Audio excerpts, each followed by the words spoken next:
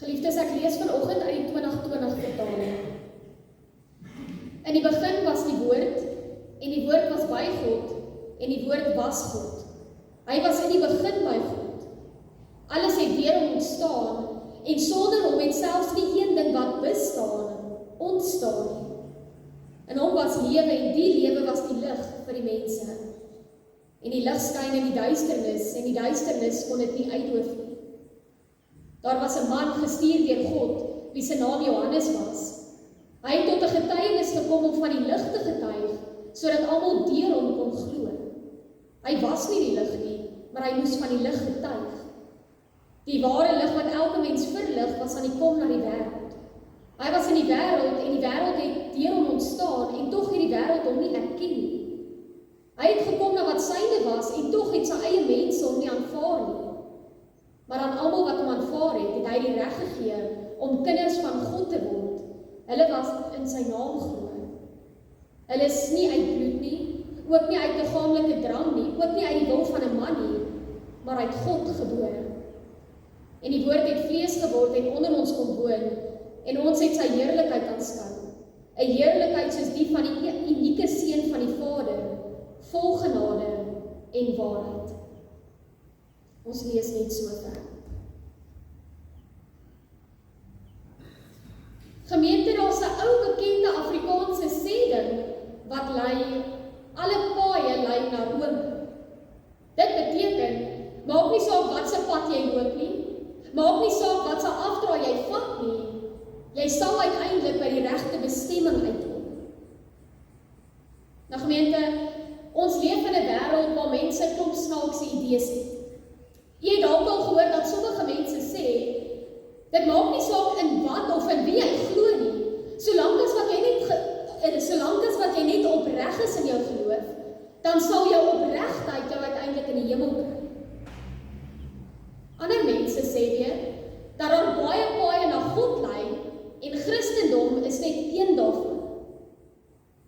Ek het ook al gehoor dat sommige mense sê ons almal, Christene, Jode, Moslems en Hindoes, aanbid eintlik dieselfde God. Ons gebruik maar net elkeen ons eie naam vir God.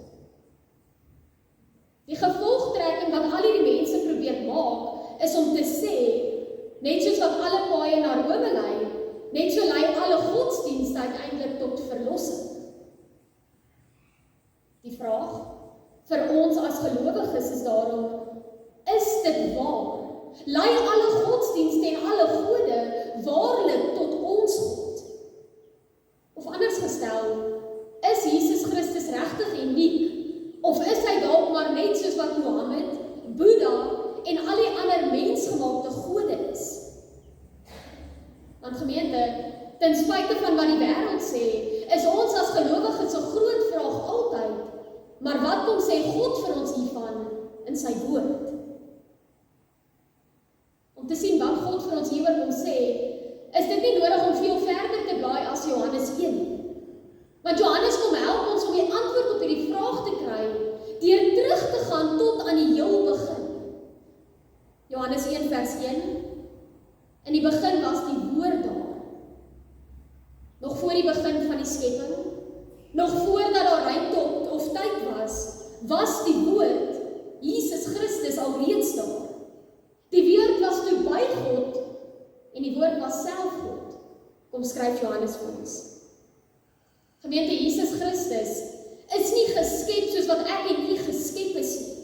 Jesus Christus is die skepper. Vers 3, alles wat bestaan, het deur hom tot stand gekom. Die woord sê Johannes het vlees geword. Die skepper het soos 'n skepsel geword. Hy het aarde toe gekom en hy het soos ek en u kom leef. Natuurlik weet ons, hy kon ly, en hy het uiteindelik vir ons ook gesterf. Hier moet ons alreeds baie mooi verstaan, waarom dit belangrik is vir ons om te glo, dat die woord vlees geword het. Jesus Christus is tog nie maar net 'n gewone mens, wat goddelike krag gekry het, soos in die ander gelowe in die wêreld nie. Jesus Christus is die enigste woord, die seun van God wat homself verneder het, deur aarde toe te kom. Dit is God self wat onder ons kom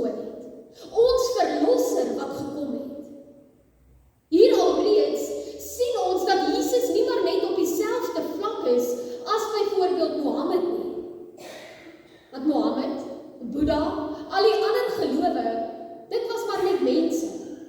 Dit was godsdienstige leiers wat gekom het as boodskappers. Hulle het nie beweer dat hulle van die begin af by God was nie. Hulle het nie beweer dat hulle deur hom geskep is nie. Hulle het ook nie gesê dat hulle self God is nie. Nee, hulle almal het maar net 'n woord van hulle sogenaamde God ontvang en dit kom verkondig, maar hulle was self nooit die woord nie. Jesus Christus is die woord. Die woord wat van die begin af by God was. Die woord wat self God is. Die woord wat na ons toe gekom het en onder ons kom woon het.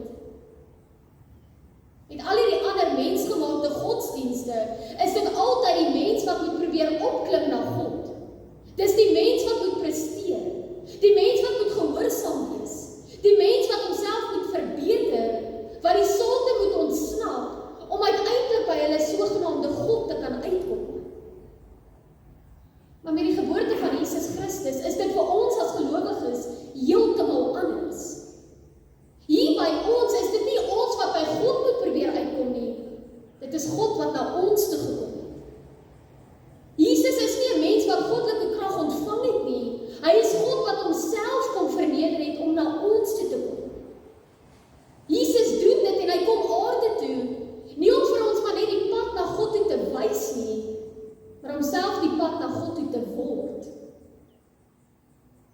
Die wêreld, die ongelowiges, die mense wat nie in die God van die Bybel glo nie, probeer almal hulle eie paaie maak om by God uit te kom. Maar die Bybel kom sê vir ons baie duidelik, al hierdie mensgemaakte paaie lei nie na God nie, dit lei na 'n doodloopstraat. Daarom word God deur Jesus se geboorte self vir ons die pad. Hy word die vlees wat onder ons kom woon het. Gemeente, die letterlike Griekse vertaling vir hierdie sin is, dat hy onder ons of tussen ons sy tabernakel kom opslaan het en by ons ingetrek het. Tabernakel is natuurlik die groot woord wat ons in die Ou Testament kry, om te verwys na die teenwoordigheid van God. In die Ou Testament onder die volk sien ons, dat hulle altyd 'n tent opgeslaan het, en die idee was dat God in daardie tent by hulle gebly het. Dit is daarom nie toevallig dat Johannes ook van die tabernakel kom praat nie. Hy praat van die tabernakel sodat ek en u weer sal terugdink aan die geskiedenis van die volk in die Ou Testament. Want in die Ou Testament, toe God vir hom 'n volk gekies het, wou hy nie meer op 'n afstand van hulle bly nie. Daarom kom gee God aan sy volk die opdrag, dat waar ook al hulle gaan, moet hulle 'n tent vir God opslaan, sodat hy op so 'n wyse onder hulle kan wees. Die genadige God kies om tussen sy sondige volk te kom bly. Maar natuurlik ken ons dan ook die res van die geskiedenis van die volk. Want ten spyte van God se teenwoordigheid daar by hulle, is dit Israel se sonde, hulle rebellie en hulle opstand teen God, wat uiteindelik maak dat God homself weer van hulle onttrek. Die profeet Jesegiel sê vir ons, dat hy gesien het hoe die heerlikheid van die Here die tempel verlaat het, vanweë die volk se sonde. Maar geliefdes, tog selfs daar, selfs wanneer God homself wegtrek van die volk af, sien ons dat hy nog steeds getrou is aan sy volk, en dat hy hulle ook agterlaat met 'n belofte van hoop. Want in Jesegiel 37, die gedeelte wat ek vanoggend vir ons as fotum gelees het, sien ons dat God beloof dat sy tabernakel en sy teenwoordigheid weer by sy volk sal wees. Jesus se geboorte is die vervulling van hierdie belofte. Want in Johannes 1 vers 14 gebeur dit ook so, wanneer die heerlikheid van God terugkeer. Want die woord was van die begin by God, en die woord het vlees geword, en hy het onder elkeen van ons kom leef. In die Ou Testament was daar nie baie paaie wat na God toe gelei het nie, net een. En nou, in Jesus Christus, is daar nog steeds nie baie paaie wat na God toe lei nie, maar nog steeds net een pad. God keer terug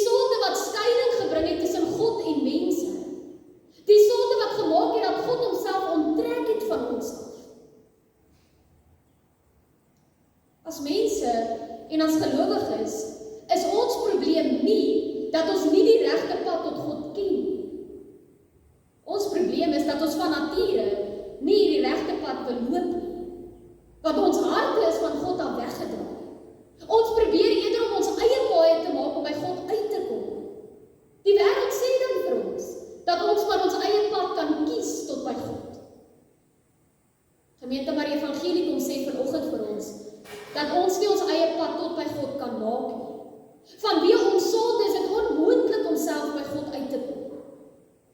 En daarom het Jesus Christus die woord wat van die begin af daar was, self na ons toe gekom en onder ons kom woon. Daarom het hy gekom sodat hy die pad vir ons kan word na God toe. Juis hierom is Johannes se woorde vanoggend vir ons as gelowiges so belangrik. Want Johannes kom sê nie vanoggend vir ons dat die mens uiteindelik daarin geslaag het om self by God uit te kom nie. Nee, Johannes kom sê vanoggend vir ons dat God na ons toe gekom het. Nie omdat ons dit verdien nie, en ook nie omdat ons onsself verbeter het nie. Maar God het na ons toe gekom omdat hy getrou is aan sy beloftes. Omdat hy genadig is. Omdat hy ons lief het. Omdat hy nog steeds getrou is aan die genade verbond wat hy met ons kom sluit het. Gemeente, dit maak ons godsdiens heeltemal anders as enige ander mensgemaakte geloof in hierdie wêreld. Want ons geloof kom verkondig nie dat ons onsself moet kom verlos nie. Die Bybel kom sê nie vir ons dat ons maar ons eie pad na God toe moet vind nie. Die Bybel kom sê vir ons vers 14, die woord het vlees geword en hy het onder ons kom woon. Dit is die evangelie en die goeie nuus wat die wêreld nie wil hoor nie. Want as die wêreld dit hoor, dan moet hulle afstand doen van hulle eie menslike trots en hulle eie valse troos. Wanneer die wêreld hierdie evangelie hoor, moet hulle erken en moet hulle bely dat Christus gekom het, nie soos Mohammed om maar net 'n goeie voorbeeld te wees nie. Christus het gekom nie soos al die ander godsdienstige leiers om maar net vir ons te sê hoe ons onsself in die hemel moet kry nie. Nee, Jesus Christus het gekom om ons te kom verseker dat hy ons verlos het. Jesus Christus het gekom om ons te verseker dat hy die prys vir ons sonde betaal het. Jesus Christus het gekom om vir ons te kom sê, hy en net hy is die pad na God toe. Jesus het gekom om vir ons te kom doen wat geen mens kan doen nie. Hy het gekom om te kom sterf, nie as 'n slagoffer van die kruis nie, maar as die Here oor die kruis, as die een wat my en jou sonde kon vergewe het. Daarom kon die graf uiteindelik ook nie vir Jesus Christus hou nie. Want hy het opgestaan uit die dood as bewys dat hierdie skeiding wat daar tussen God en mens was, nou werklik finaal oorbrug is. En daarna, nadat Jesus hierdie skeiding kom oorbrug het, het hy opgevaar na die hemel en het hy gaan sit aan die regterhand van God ons Vader. Maar gemeente, Jesus se hemelvaart beteken natuurlik nie dat hy nie vandag by ons is nie. Inteendeel, Jesus Christus het kom beloof dat hy altyd by ons sal wees. Hierdie belofte is dan ook al reeds vervul deur die uitstorting van die Heilige Gees. Want deur die Heilige Gees is Christus vandag nog steeds by en met ons elkeen, maar ook by sy kerk. Daarom sê Paulus dan vir ons op 'n ander plek, of weet julle nie dat julle liggame 'n tempel is van die Heilige Gees, wat in julle is, wat julle van God het nie. Julle behoort nie aan julleself nie, julle is duur gekoop. Verheerlik God dan ook in julle liggaam. Gemeente, die wonder van Johannes 1 vers 1 tot 14 is dat Johannes nie net stop by hierdie openbaring dat die woord mens geword het nie. Johannes gaan vanoggend verder in vers 12 met 'n uitnodiging. Hy sê vir ons, maar aan almal wat hom aangeneem het, aan hulle het hy die reg gegee om kinders van God te word. En daarom, 2000 jaar na die kruisiging en die opstanding, weet ek en u vandag nog steeds dat die wonder van die goeie nuus en die evangelie nie maar net tot die verlede behoort nie. Dit is my en jou werklikheid vandag nog steeds. Want God is vandag nog steeds nie ver van ons af weg nie. Hy is nie stil nie. Hy het nie van sy verbond vergeet nie. Hy woon by sy kinders, selfs nou, te midde van ons gebrokenheid, ons sonde en ons swakheid. Hy sal ook weer terugkeer. Want net soos wat hy die eerste keer in nederigheid gekom het, net so leef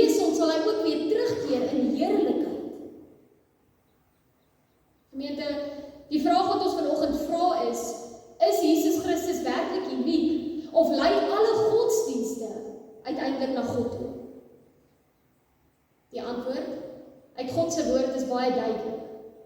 Nee. Alle paaie in hierdie wêreld lei dalk na Rome toe, maar wanneer dit kom by ons ewige bestemming, by ons verhouding met God, by ons verlossing, dan is dit eenvoudig nie waar nie. Alle paaie lei nie na God toe nie. Alle godsdienste lei nie na verlossing nie. Jesus Christus is die een en die enigste pad, die enigste weg, waarheid en lewe na God toe. Want hy, Jesus Christus, is die enigste woord wat van die begin af by God was en wat ook self God is. Vers 1. Hy is die enigste een wat vlees geword het en wat onder ons kom woon het. Vers 14. Laat ons daarom net in hierdie woord, net in Jesus Christus glo, net hom verkondig en net alleen die pad loop wat hy vir ons kom maak het. Want net hierdie pad, gemeente, van Jesus se kruisiging en sy opstanding, lei na God en lei ook uiteindelik tot ons verlossing. Amen.